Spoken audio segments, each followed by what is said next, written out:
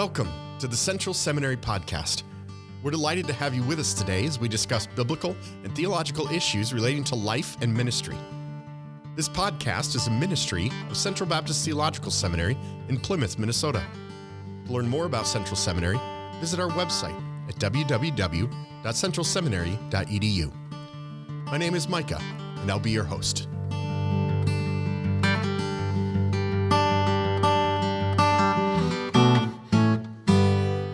Welcome back to part 2 of our podcast with Dr. Bauder and Dr. Williams. We are on the topic with the title, Let Me Tell You How to Vote.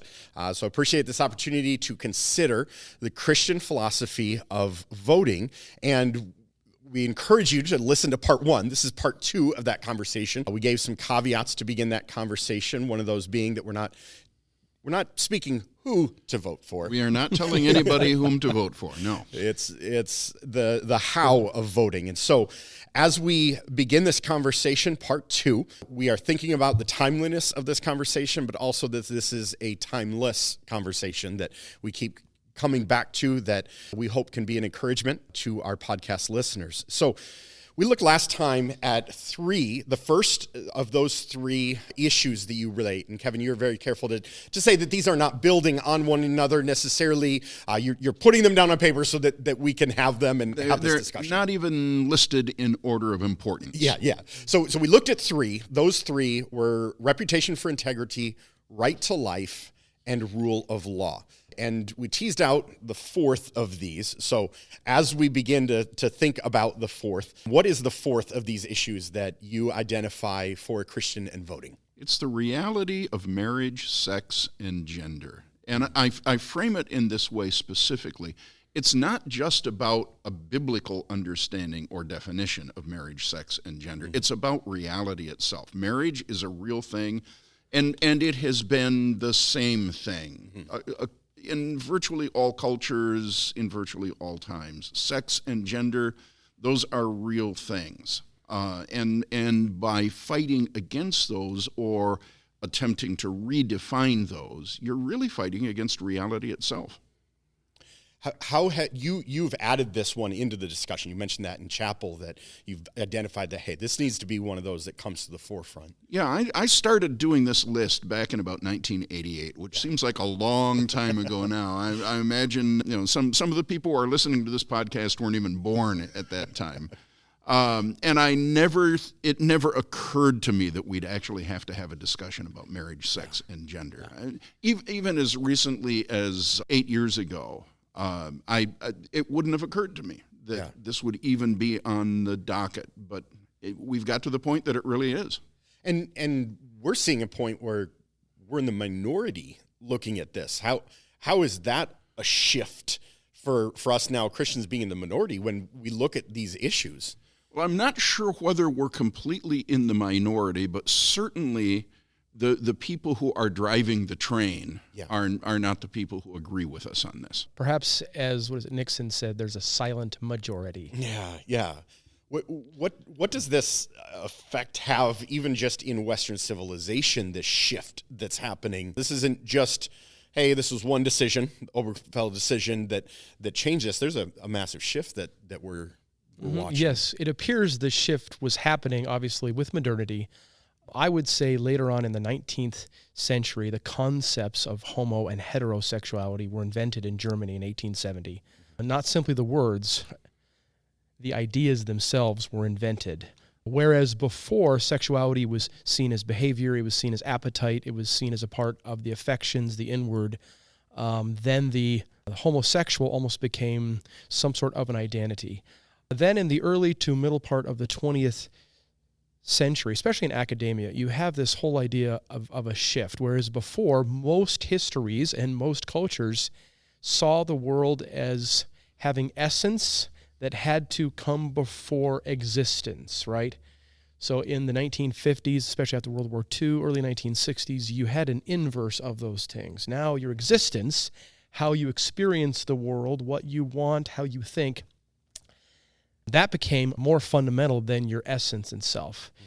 So again, these things have been in academia for about 100, 150 years. What's happened, I think, the last 20 or 30 years, and Kevin, to your point of we wouldn't have even thought we'd need to say this a decade ago, is that has trickled down from the halls of academia to the hoi polloi, to the everyday language that is used, how we see the world. And that's why this major shift, or this philosophical shift, is now embedding itself within the halls of, let's say, jurisprudence, of of Congress, or what have you. Yeah, and that matters with rule of law. So how does, we're talking about something that's going against God's natural order. We looked at rule of law in our last conversation, considering that we're going against God's nature, God's order. Why this point needs its fair. And this is relatively easy to see. If you ask, what is an eye for? Yeah. An eye is obviously for seeing. If you ask, what is an ear for? An ear is obviously for hearing. If you ask, what are your sexual organs for? The short answer is they're obviously for reproducing. They are rightly used in an act that naturally results in reproduction, where you have two people who are so constructed that they cannot possibly reproduce with each other. And I'm not talking about infertility here. That's a different issue. But when you have two males or two females, then literally what's taking place is not sex. Yeah. It uses sex organs, but it's not sexual intercourse, and it can't result in procreation. It violates the natural order. And marriage is intended to be an ordinance, a natural ordinance that protects a committed relationship for the rearing of children. And again, that's not to say that you can't get married if you're infertile or if you're older or whatever. There are ways of addressing those issues, but those are very different issues than the basic definition of marriage, the basic understanding of marriage. It's commonly objected that, people have done all sorts of different marriages in all sorts of different cultures. And these days, maybe the most popular thing is polygamy. I'm going to say I don't approve of polygamy. I don't think the Bible approves of polygamy. I think polygamous marriages are sinful marriages. But you look at Solomon. He has 700 wives, 300 concubines. There's a difference between a wife and a concubine. The wives are reckoned as wives. The concubines are reckoned as concubines. Each wife he married, and each of those marriages involved one man, Solomon, and one woman, whoever that wife happens to have been. I think 699 of those were sinful. They shouldn't have been marriages, but they were marriages. When we're talking about same-sex marriage, we're talking about something very, very different. Yes. We're talking about something that isn't marriage at all. There's an ontological distinction here that is key, meaning that the very essence itself is violated. So I would add that you cannot redefine marriage. It would be like redefining the sky. You can only undefine it. Yeah. So what has happened in the past 20 years within our society, and even within the halls of Congress, right? So any candidate that doesn't recognize nature itself, you don't even have to be regenerate to recognize the natural law, natural order. Any candidate who denies that is how am I going to say this? They're setting themselves up squarely and firmly against ontology, the essence of being itself. Marriage has a definition inherently. It cannot be violated. Let me put it this way. You can defy the law of gravity, but you can never break the law of gravity. The law of gravity will break you. In the same way, you can defy natural laws like this, but you never break them. Sooner or later, they break you. There's an old question: if you define a dog's tail as a leg, how many legs does the dog have? And the obvious answer is it's still got 4 legs. You can call a tail a leg. That doesn't make it a leg. If 2 men or 2 women want to pretend that they're married, okay, that's one thing. But that's not what we're talking about anymore. What we're talking about is the government using its capacity for force using its capacity for violence to force the rest of us to pretend along with them. That's tyranny. What what might this extend to even, and I'm thinking of even the conversation that I know, Brett, you have had about the surgeries, things like that, and even using the term child abuse when these you're raising the trans issue here. The trans issue. Yeah, now we're getting into gender and yeah. Which you can see, you can take the principles that Kevin laid out and you can extrapolate this into gender theory, transsexuality, etc. But you're right. This has more to do with the idea of tyranny, more to do with even forced speech. Yeah. So a common term now is hate speech. Never before in English common law theory, which is centuries old, English common law theory, which is the basis that our jurisprudence here in America is set from, has the government had the ability to not just hint at, not simply suggest, but to use the threat of imprisonment and violence, etc., to insist that people speak a specific way. That violates everything, again, not only against the American Constitution, but against common law theory itself. So this is a major shift happening. We don't really know where this is going to end up. To this level or to this extent, it's never really happened before in history. So it's anybody's guess. I fear for the future. Yeah. So let's be clear. There are exactly two sexes, male and female. There isn't a third sex anywhere. There are instances biologically in which it becomes difficult to distinguish whether a person is this sex or that sex. But there are only two sexes, and those they're called differences or disorders of sexual development. That would make an interesting conversation all on its own. Yeah.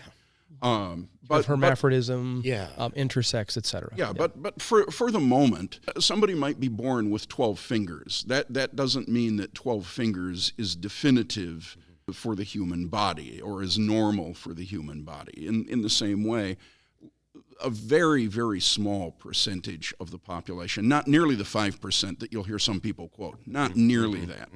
A very, very small percentage of the human population is born with some kind of difference in sexual development. That doesn't negate the idea of two sexes. It doesn't introduce a third sex. It doesn't put the person in between sexes. It simply means that one result of the fall is that all sorts of things get disordered, and that's one of them. But having said that, there are still two sexes, and there are two genders.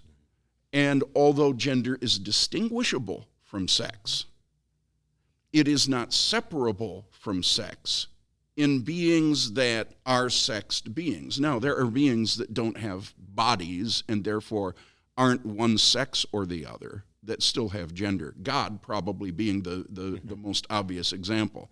God has no body, he has no bodily parts or passions, and yet Scripture consistently reveals God as masculine. The same thing is true of the angels. But in the case of sexed beings, like human beings, gender does correspond to sex, and when it doesn't, something is wrong. I'm not saying that's a mental illness. What I am saying is that there is a misalignment within the person, him or herself, and what needs to be brought into line is their conception of gender, not their actual sex. Yes, there are two theories, and one is the correspondence theory. That's what Kevin's saying. That's what most of humanity has held to, that sex and gender have to correspond. There's a distinction. However, in the 1950s and 60s, there was a second theory that's brought up. That's the construction theory, that gender is a social construct, right? It is fluid. There's a spectrum, if you will, and that gender is basically something seen as nurture as opposed to nature. And so any candidate who espouses, in my opinion, to the view or the theory of the construction or the construct of gender, you have to think twice about. Because again, they're not relaying reality. They're violating God's order. So if a man wants to pretend that he's a woman, or a woman wants to pretend that she's a man, that's fine. But when a man puts on a dress and says to me, from now on I want you to treat me like a woman, okay, truth-telling comes into play here. I don't have the option of bearing false witness even to him. I've got to say, no, you are a woman. No, you are a man. Yeah, let's not confuse this. Yeah. You are a man. If he's a man, he's a man. what's happened is that government is now stepping in and saying, if you refuse to pretend along with him, there are going to be sanctions, there are going to be penalties. So bringing this to the vote and the candidate, that idea, how might a candidate be, I don't know, hedging these conversations, or how might, I mean, without incredible study, finding out some of those positions, how might this come out in a candidate? How might we learn more of their positions on these? Well, matters? just bluntly, at the national level, in the current presidential race, we don't have a candidate who lines up well on these issues. And it's the last maybe 10 years, maybe the first time that's happened, right? Since 2016, et cetera. It's going to get to the point, this is just my opinion, that in order for a candidate to reach the status, okay, of either presidential or even senatorial, let's say in the future, to say or to agree with what myself and Kevin are espousing, which is what most of civilizations is held to, is going to be very difficult. So this is going to be hard for Christians in America because I think the options will become even fewer in the future. And the reason is not because there are people who don't view this the right way. The reason is because there are so many activists who are screamers and who are even violent about things like this. Yeah. And they've got the government to agree to be violent about things like this, so that people who actually do know the truth have become afraid to speak up about it. They're afraid they're going to lose their job.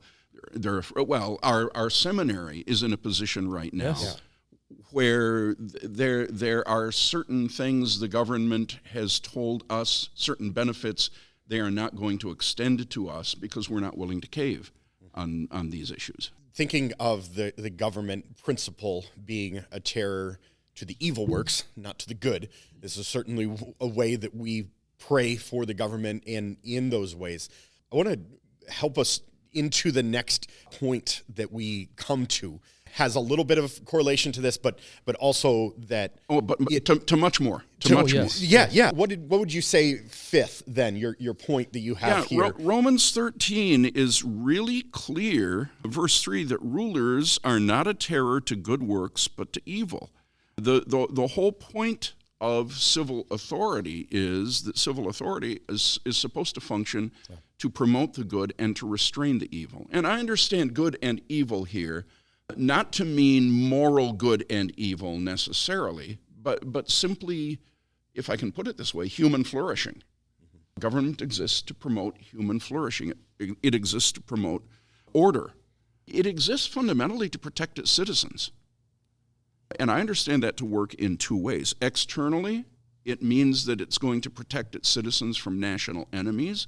Internally, it means that the government has a responsibility to protect its citizens against criminal behavior. As we see maybe failures in that, where does a Christian come? Do we, well, this is the question I'll just say, do we riot? There, and I think we know the answer. Say, no, absolutely not. This is absolutely not our not. response to that. We understand that there may be a failure of the government in a certain area to restrain evil, but that doesn't give the Christian just the equal response to that. Right. And by the way, I don't have any problem with peaceful protests, whoever is doing them. Anybody ought to have a right to peacefully protest in favor of whatever point of view they hold. But the right to protest ends when it begins to infringe on other rights. Mm-hmm. That is to say, if I am going to break a law that is otherwise just in order to register a protest, now I'm doing evil. And I should expect that the state is going to lower the boom on me. We saw this years ago when we had some parts of the pro-life movement that got really crazy, and they started blockading abortion clinics, and in some cases you had real extremists who even went after the life and health of abortion doctors and others. That is, I'm going to say it's deeply immoral. Yeah. It is, property laws exist to protect all property. And you can't say that because I disagree with that particular group of people, I'm going to violate property laws now, or I'm going to start to commit murders now. That's inexcusable. But if it's inexcusable for us, it's inexcusable for everybody. You can't riot through downtown Minneapolis and call it a peaceful or reasonable protest. Apparently you can. Yeah. No, I No, jest. you can't. Yeah. What we have in Minneapolis is a complete and utter Yes. failure of government. What Yes, we no have in the question state about of it. Minnesota is a complete and utter failure of government. Yeah, I mean, this was several years ago now. It was a couple months here in Minneapolis after the riots. So my wife and I live only about 4 or 5 miles away from the epicenter there of the George Floyd riots. So we actually visited the area, and this was back when the BLM was in charge, and there were people walking around with guns. Bureau of Land Management? There it is. Well, no, although I think they would have done just as good a job. No, I jest. So we went there, and the irony was there was a square city block, even more, that was completely destroyed. The vast majority of these businesses were minority owned. There were people living around this area. So we were there. We felt somewhat safe. But just to see the destruction, the utter destruction of property, right, of lives, and apparently, or the apparent in the name of peace and justice, was so ironic. It was so disgusting. I remember we walked around the corner, and there was a pickup truck that had a bunch of guys in the back who had ladders, who all they did is go around to different buildings and climb the ladders. And we saw this with our own eyes, and they had just huge, big, like, cans of spray paint. And all they were doing was destroying. They weren't even doing, like, let's say, graffiti art, if you can call it that, or whatever. They were just destroying for the sake of destruction itself. That is inviolable. It's unconscionable. Yeah. So, and it's interesting that our local government not only allowed that to happen, they encouraged it. So, when we talk about restraint of evil, a strong national defense has to be a priority. Exactly what shape that takes, I'm going to leave that to the defense experts. I'm not going to go out and pick what kind of a nuclear submarine we need. But people who are competent need to be doing that. And internally, it means restraint of criminals. It means protection from those who don't respect law and life and property and liberty. It means administering proper retribution to those who step across the bounds of the law. The main purpose of a penal system is not reformation, although we applaud reformation when it occurs. It's not compensating victims, although we applaud that. It's not even restraining the criminal per se. The main function of a penal system is retribution. There is a penalty that fits the crime. That penalty needs to be inflicted consistently. And of course, that ties in directly to our next point, Yes. which is respect for property. And we've kind of been hitting all the way around this, but this issue has some other dimensions as well. And if you need a biblical justification, it's really just Exodus 20:15, "Thou shalt not steal." You've got to have private property, or theft becomes impossible. You can't steal something that doesn't belong to anybody. A guy who was not a fundamentalist, Richard Weaver, called the right to property the last transcendent right in our civilization. And the reason he calls it a transcendent right is because it is directly linked to the right to life. You stop and think about it. If you're going to live, you have to be able to possess certain things. You have to possess food that you're going to eat. You have to possess, particularly in Minnesota winters, a certain amount of clothing that you're going to wear. You have to possess some kind of shelter. You have to be able to acquire some kind of shelter, either that you're going to use or that you're going to allow others to use. So these things are not non-necessities. They are absolutely essential for life. Whoever has the right to deprive you of those things or of the means of obtaining those things has the right to deprive you of life.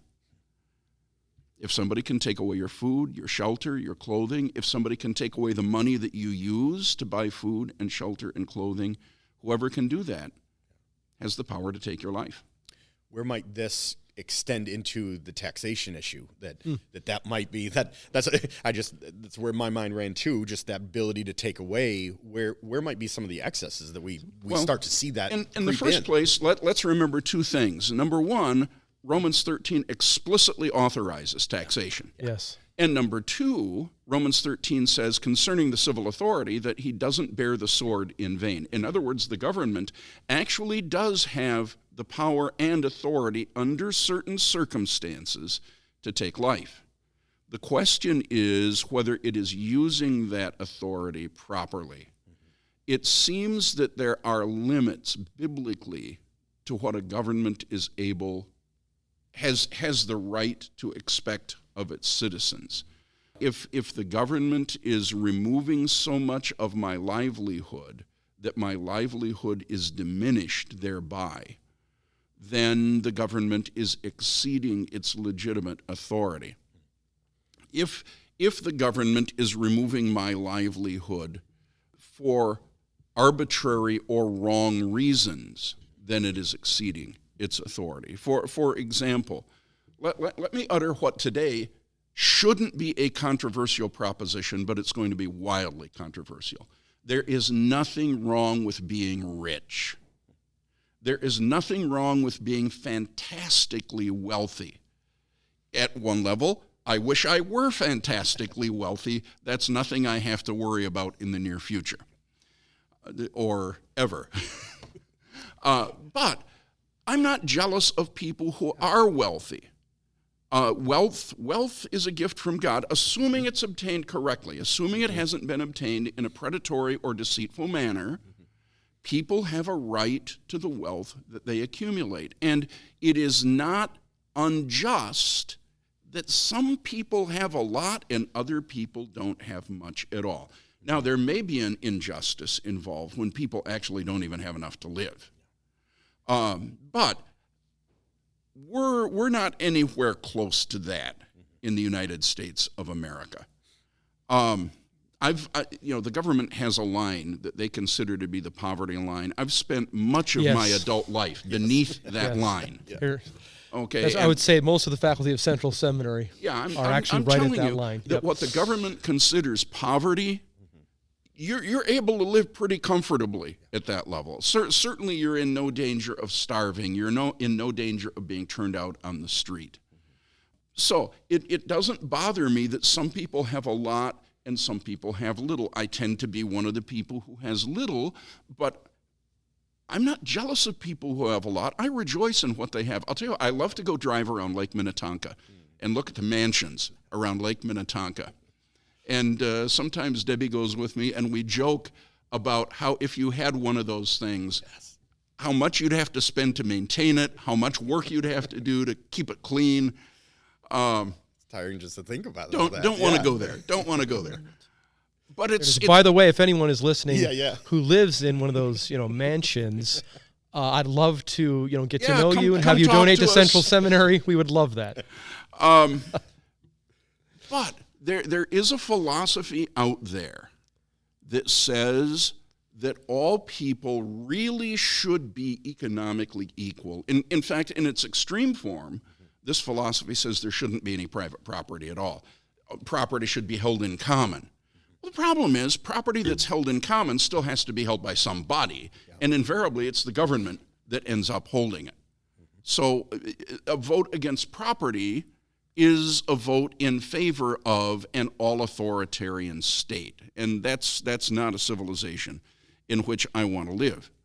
But what people are insisting is that it is the duty of government when you have people who are very rich and you have people who are poor in the American sense of that term, which isn't really poor. If you go to some third world countries, you'll see what real poverty is. You have people who are very rich, you have people who are moderately poor. We have folks who are insisting that one of the duties of government is to redistribute wealth from the rich to the poor, and they do that through progressive income taxes, they do that through estate taxes, through death taxes, that kind of thing. I'm going to say that laws that exist only to demolish accumulated wealth or to punish prosperity, those are invariably unjust laws. Any plan of economic redistribution exceeds the lawful responsibility of government. That is not a God-ordained responsibility of government. Government is operating outside its purview when it tries to decide that some people should have less so that other people can have more. There is a sense in which I'm going to vote economics, because I do think some economic policies are moral, other economic policies are immoral. So I was just going to add that we need to be careful, because I do know some Christians who think that maybe taxation itself is immoral. Sure. And the synoptics, obviously our Lord and Savior made it very clear, and somewhat interestingly, right, because the idea when the Pharisees were trying to trap him, right, and he asked for the coin and whose image, etc. We all know the passage. But when he said, render or give unto Caesar what is Caesar's and to God is a God, he's actually backing up the idea not only of ownership, but this idea of realms, right? So there's an earthly realm in which government exists that has the right to tax. Now, obviously, the taxation system, okay, especially during the times of the Gospels there in Judea, was really, really messed up. No question about that. However, Jesus was not going to take the bait, because the idea of, Caesar actually has the God-ordained right, even if it's being misused. He has that God-ordained right. That's in his realm. However, the realm that Jesus was talking about is in God's realm, right? Mm-hmm. So as Christians, there's an area of tension here, I think, with taxation, right? Think of the American Revolution. There were Christians on both sides. There were Christians who were the rebels, I use that in the proper sense of the term, and there were Christians who were loyalists. Revolutionaries. Revolutionaries, I suppose you could say that, right? Although after Marx, that even took on a different term. So the idea, though, you look back, say historically, at even the taxation rate, you realize colonists were taxed at a lower rate than most people in England, who had a lower standard of living at the time, right? So these things, they can be very relative. However, as Kevin said... The question there was not whether they should be taxed, but whether the king had the right to levy that tax. Yes, to add certain things, exactly. But I'm saying that the point stands that there are Christians on both sides of the taxation debates. And you can have different theories of taxation laws, levels, who can, who can't, etc. However, it doesn't violate or undercut this whole, let's say, principle that the government has the right. However, when the government abuses said right, then... I'm still going to pay my taxes. That's exactly but it. I'm going to vote for somebody who's going to bring things into line. Yeah. So we do what we can within the realm of peace, within the realm of legality, to make our voices heard, which again in America, that's through the ballot box. It doesn't mean we necessarily have to revolt. It doesn't mean we have to rebel. I'm not saying we can't. But I'm saying that this is a clear, I think, biblical ideal in principle, that if the government oversteps its bounds, then within the realm of legality, we are to say no. So, do we have time for one more? I think so. Let's go for one more. Okay, you notice I hate hearing sermons that are all alliterated, but I ended up with a list of stuff that's all alliterated. You did, here. yeah. I don't know how it's that all happened. ours. All ours. The next one I want to talk about is the rightness of personal defense. And, of course, this incorporates the topic of gun control. But the question isn't just gun control. The question is, do I have a right to defend my life? Do I have a right to, and even perhaps a duty to defend the lives of those around me? I think we have to start out in the Ten Commandments, Exodus 20:13, thou shalt not kill, thou shalt not commit murder. It's not talking about stepping on ants. Yeah. Thou shalt not commit murder. If murder is wrong, then at minimum, I have no duty to submit to being murdered. Mm-hmm. And it is not wrong to defend my life. As a matter of fact, Genesis 9:6 makes it clear that when a person commits murder, the responsibility for dealing with the murderer belongs to human authority. I'm going to extend that to say that if a person is about to commit murder against me, I am well within my purview to end the threat, if necessary, by doing something that results in the death of the would-be murderer. Which logically means you must have the tools, right, So the correct tools, implementations to defend yourself. Whatever he's using to attack me, whatever force he brings to bear against me, I have a right to sufficient force to counteract that. Furthermore, Proverbs 24 says, if you forbear to deliver those that are being led to death. In other words, if there are people who are about to be murdered, those who are ready to be killed, if you say, lying to yourself here, look, we didn't know about it, doesn't the one who ponders the heart consider it? Doesn't God know the lie that you're telling to yourself? And he who keeps your soul, doesn't he know it? And shall he not render to every man according to his works? In other words, if I have the ability to stop someone from being murdered, if I have the ability to protect someone when they are being murdered, and I fail to defend their life, then God is going to hold me accountable for that failure. I am responsible. How does this extend even to, I mean, you just mentioned there the helpless, for those whom are responsible. I know we had the issue separately of right to life, that personal defense, even encouraging people within our churches, how might they be encouraged in personal defense? My response is, in the case of right to life, our recourse is a legal recourse. That is to say, we need to seek to change laws. In the instance where my life is being imminently threatened or my family's life is being imminently threatened by someone, I think it is my duty now to eliminate the threat. If I can do that without harming the person who is posing the threat, I'm morally obligated to do that. But if the only way to stop the threat is to take the life of the assailant, then I'm not only biblically authorized to do that, I am biblically obligated to do that. Somebody once asked Jerry Falwell, the original Jerry Falwell, if somebody broke into your home at night and threatened your family, what would you do?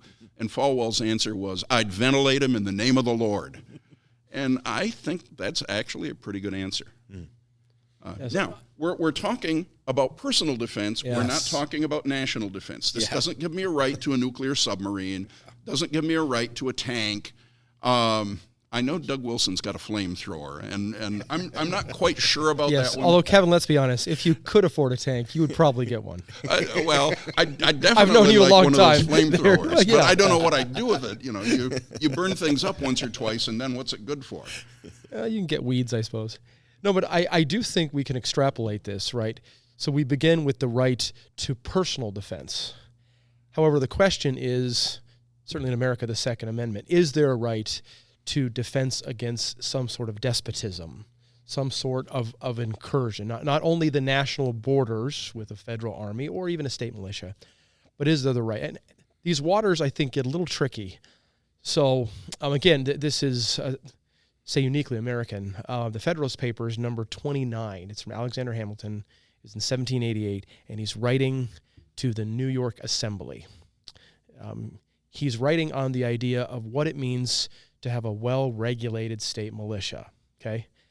Right at the end, though, the final paragraph of that paper or that letter basically says that if we have citizens who are armed, who then maybe, participate within the militia, or they don't have to, he's clear about that, then that is going to be a wall, I think he uses the word wall, right, against this idea of some sort of a despot, right, who is going to be coming, who's infringing on rights. Now, that doesn't mean certainly Christians have to be revolutionaries. However, I think you can extrapolate the idea that there are times that if oppression gets out of hand, I do believe there's biblical warrant for us to defend the widow, the childless, those who are weaker. That doesn't mean we have to revolt. That's not what I'm saying. However, I think this principle is extrapolated.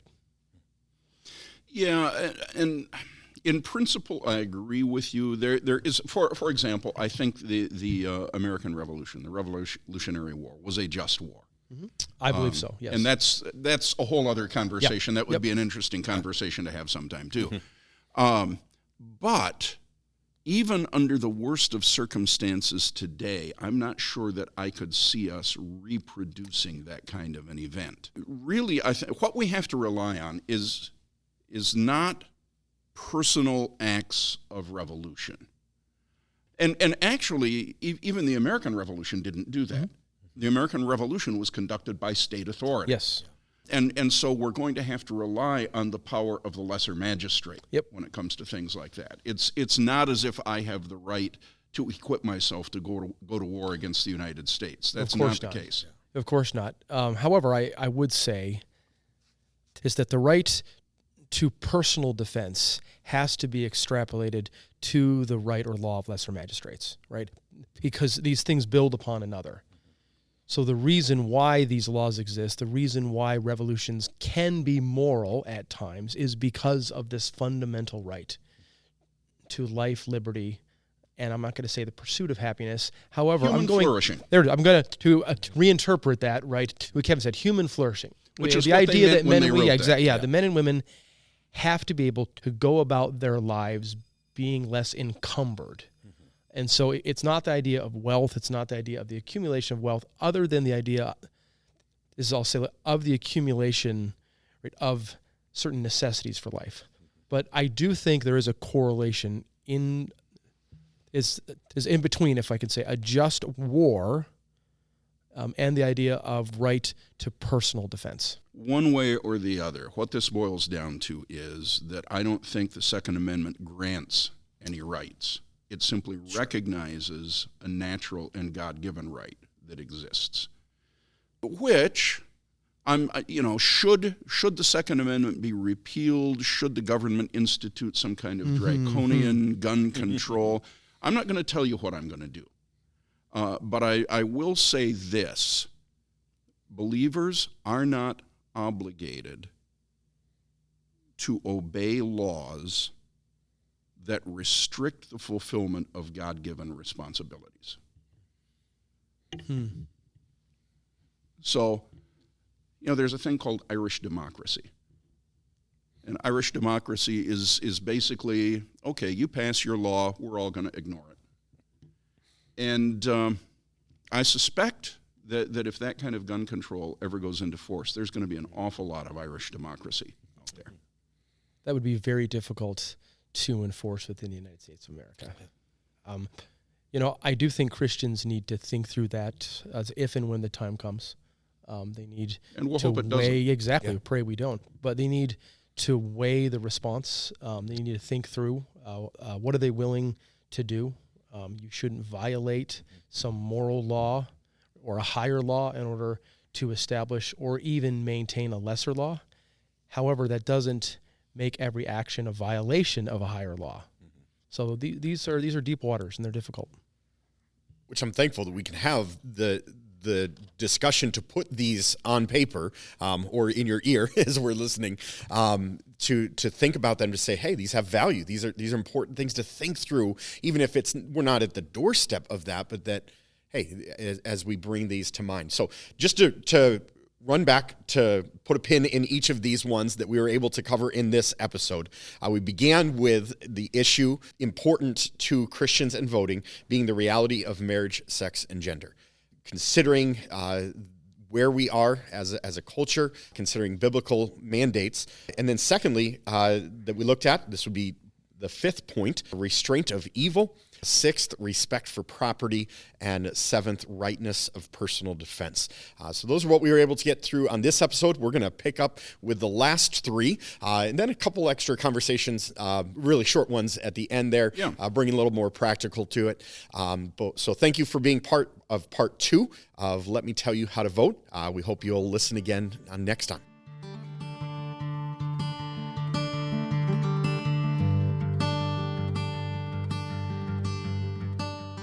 Thanks for listening to the Central Seminary Podcast. Our mission at Central Seminary is to assist New Testament churches in equipping spiritual leaders for Christ-exalting biblical ministry. Since its founding in 1956, Central Seminary has sought to provide serious students of God's Word with robust theological education as they prepare for ministry.